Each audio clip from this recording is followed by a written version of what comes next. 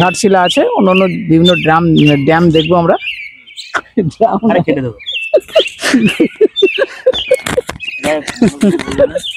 বল বল। Hello বন্ধুরা, ওই ওই লোদা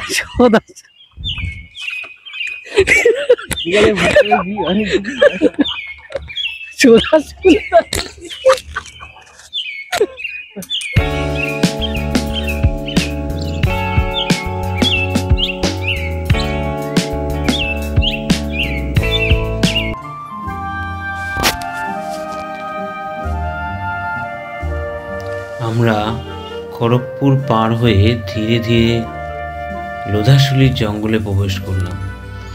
আমাদের ডেস্টিনেশন হলো বেলপাহাড়ি।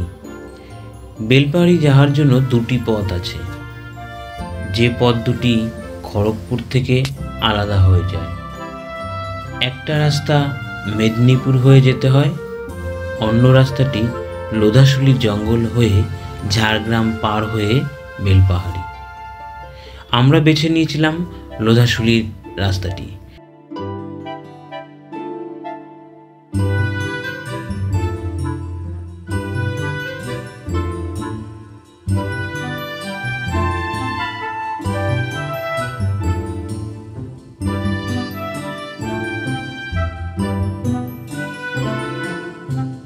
কারণ এই রাস্তাটা অনেকটা পথ জঙ্গলের মধ্যে থেকে যেতে হয়।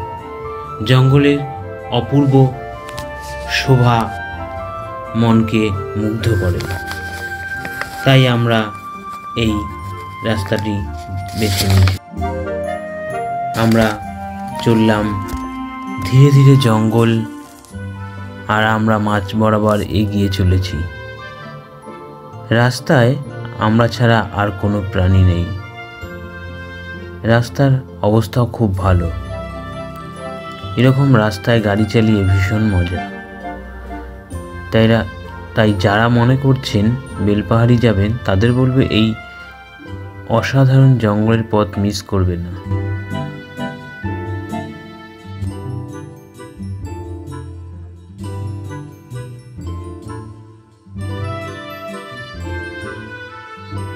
আমরা চলতে চলতে একদম গভীর জঙ্গলে এসে পৌঁছালাম।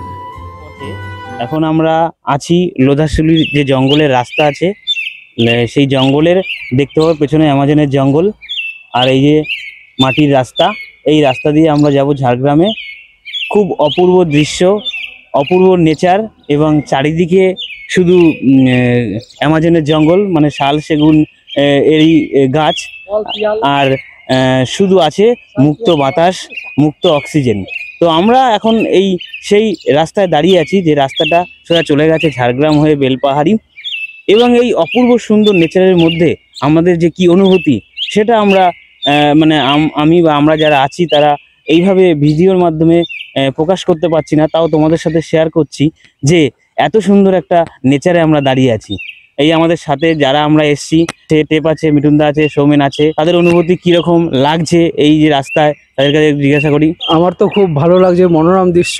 আমরা চলে এসেছি লোধাশুলি জঙ্গল থেকে, শালবনি জঙ্গল হয়ে আমরা এখন চলে যাব সোজা ঝাড়গ্রামে।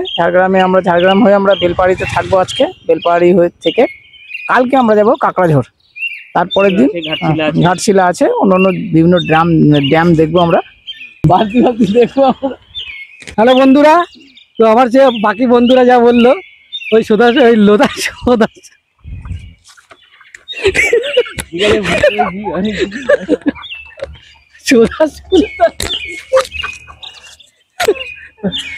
হ্যালো বন্ধুরা, আমরা এসেছি এখন লোধাশুলি জঙ্গলে, এই লাল মাটির দেশে। দেখো রাস্তা লাল মাটি ভর্তি, কি সুন্দর রাস্তা, লাল রাস্তা, খুব ভালো লাগছে। এই রাস্তা ধরে যাব আমরা ঝাড়গ্রাম হয়ে যাব আমরা বেলপাহাড়ি দিয়ে সাইট সিন করে যাব ঘাটশিলা, তারপর আবার বেলপাহাড়িতে আসবো। তারপর দেখতে থাকো আমরা কোথায় কি যাচ্ছি, সব দেখাবো আপনাদের। যাই হোক, এই 2-3 দিন আমাদের সাথে থাকো, আমরা বিভিন্ন ভিডিও আপলোড করব। আর যদি কেউ এই ঝাড়গ্রামে আসতে চাও, কীভাবে আসবে এই স্কুটির মাধ্যমে, তো সেই বিষয়টা পুরো বর্ণনা থাকবে। তো চলো দেখতে থাকো, লেটস গো। পরে আবার কথা হবে যেতে যেতে। হোটেলে যাই, হোটেলটা কেমন সেটাও দেখাবো। ওকে, বাই।